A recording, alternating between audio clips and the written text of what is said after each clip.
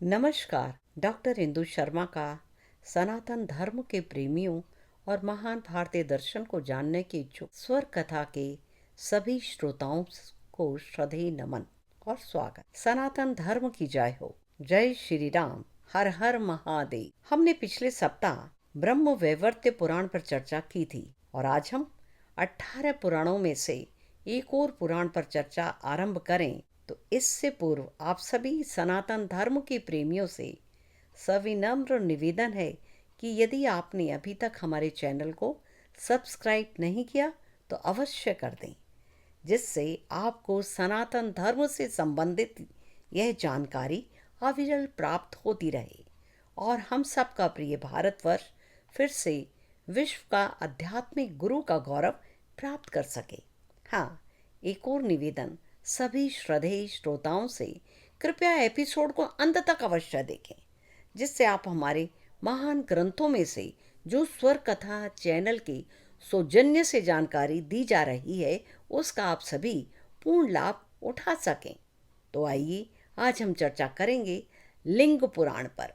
वेद व्यास कृत लिंग पुराण भगवान शिव को समर्पित 18 महापुराणों में 11वां स्थान प्राप्त है।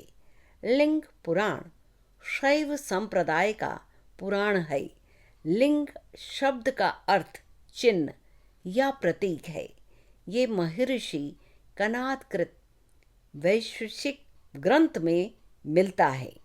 लिंग पुराण के अनुसार शिवलिंग भगवान शिव की ज्योति रूपा शक्ति का चिन्ह है। लिंग का अर्थ शिव की ज्ञानेंद्रिय से नहीं अपितु उनके पहचान चिन्ह से है, जो अज्ञात तत्व का परिचय देता है। भारतीय वेदों, उपनिषदों तथा दर्शनों में सृष्टि का प्रारंभ शब्द ब्रह्म से माना जाता है। उस ब्रह्म का न कोई आकार है न कोई उसका रूप है।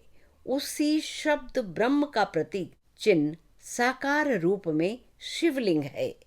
यह शिव अव्यक्त भी है और अनेक रूपों में प्रकट भी होता है। भाव यह है कि शिव अव्यक्त लिंग बीज के रूप में इस सृष्टि के पूर्व में स्थित है।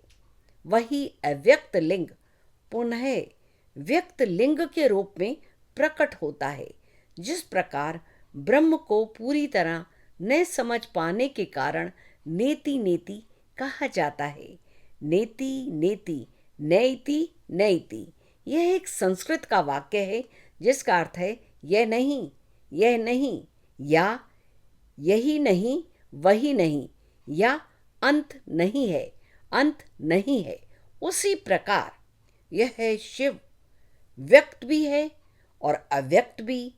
वस्तुतः ज्ञानी अज्ञानी और अशिक्षित व्यक्ति को अव्यक्त ब्रह्म निर्गुणों की शिक्षा देना जब दुष्कर जान पड़ता है तब व्यक्त मूर्ति की कल्पना की जाती है। शिवलिंग वही व्यक्त मूर्ति है। यह शिव का परिचय चिन्ह है। इस पुराण में शिव के 28 अवतारों का वर्णन है। पौराणिक दृष्टि से लिंग पुराण अनेक पुराणों से अधिक शिक्षाप्रद और सदुपदेशक है। शिव तत्व की गंभीर समीक्षा इसी पुराण में प्राप्त होती है। शिव ही पंचमुखी ब्रह्मा के रूप में प्रकट होते हैं। वे ही सृष्टि के नियंता और संहारक हैं। वस्तुतः शैव मत का प्रतिपादन करते हुए भी लिंग पुराण ब्रह्म की एकता का सिद्धांत प्रतिपादित करता है। सभी विद्वान इस तथ्य को स्वीकार करते हैं। लिंग पुराण में सबसे पहले योग और फिर कल्प के विषय में वर्णन किया गया है। यह पुराण 18 पुराणों में श्रेष्ठ पुराण है। वेद व्यास रचित भगवान शिव जी के लिंग पुराण में 163 अध्याय और 11,000 श्लोक हैं। पूर्वार्ध में 108 और उत्तरार्ध में 55 अध्याय हैं। इसमें शिव के अव्यक्त ब्रह्म रूप का विवेचन करते हुए उनसे ही सृष्टि का उद्भव बताया गया है। शिव पुराण, लिंग पुराण और अन्य शैव धर्म से संबंधित पुराणों की तरह शैव अद्वैत दर्शन को अध्याय समर्पित करता है। इसे मोक्ष की एक प्रणाली के रूप में वकालत करता है। इस पुराण में भगवान शिवजी जी की महिमा का विस्तार पूर्वक वर्णन किया गया है।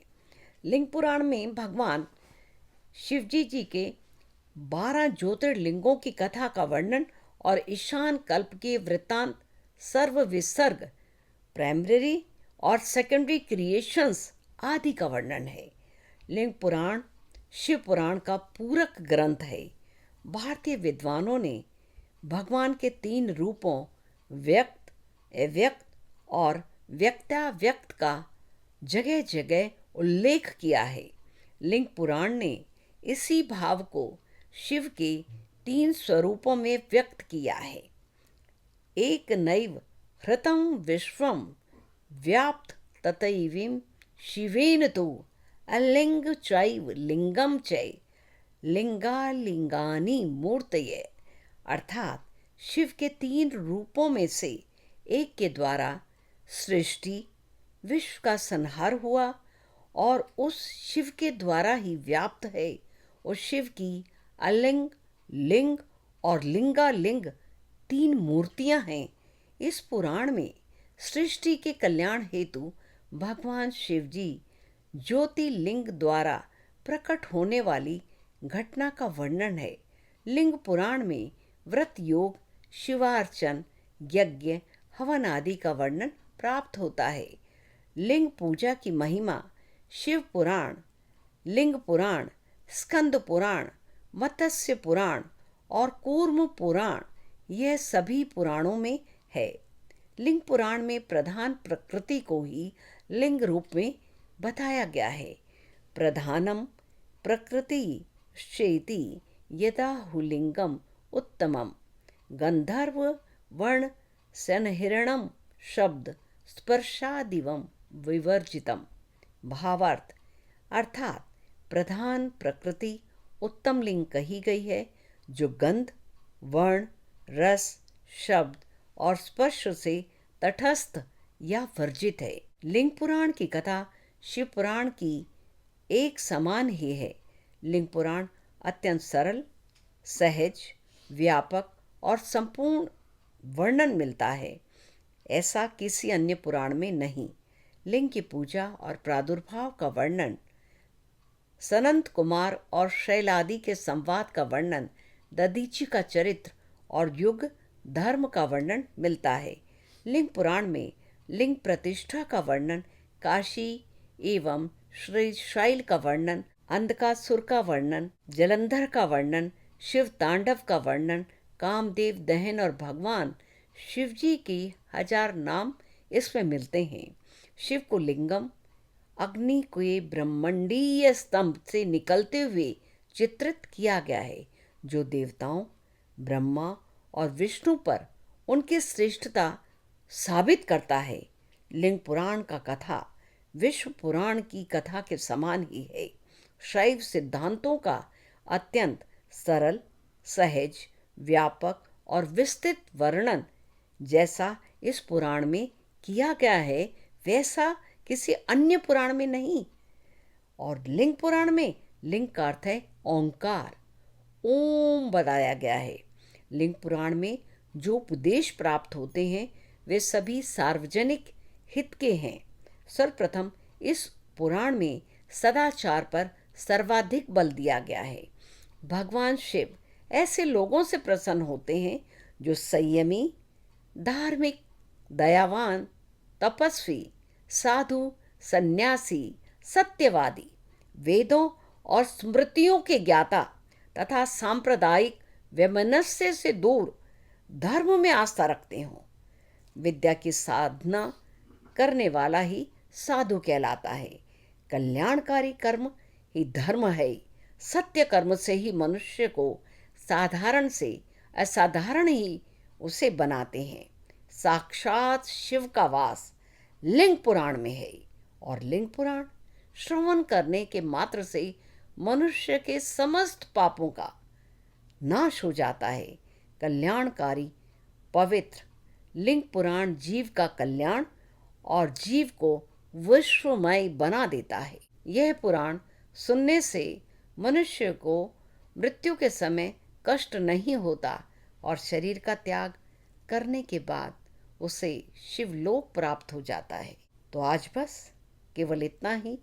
अगले एपिसोड में एक और भारतीय दर्शन के पुराण पर चर्चा करेंगे। तब तक के लिए मुझे आज्ञा दीजिए। आप सभी का स्वर कथा चैनल से जुड़ने के लिए अतिशय धन्यवाद।